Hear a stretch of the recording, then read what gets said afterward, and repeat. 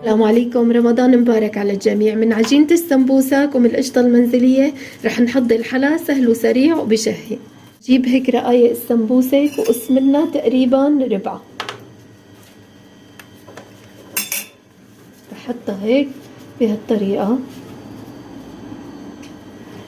باخد معلقة من القشطة.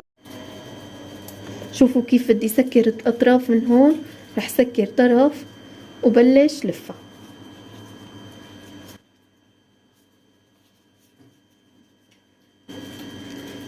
بلاصق العجين.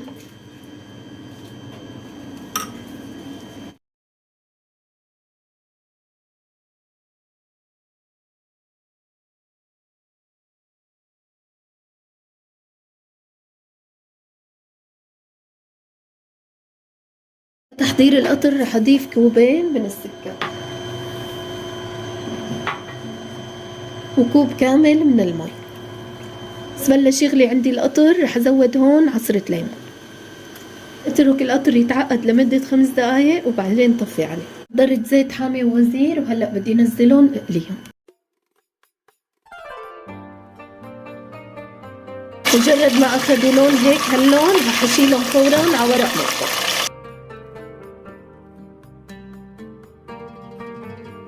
وهن سخنين رح انزلهم على القطر.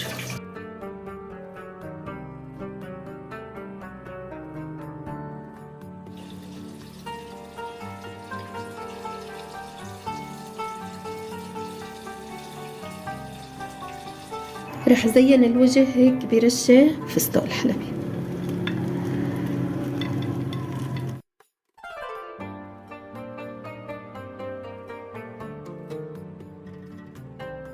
وبهيك بكون حضرت أشهى وأسرع حلا بتقدموه بالشهر الفضيل.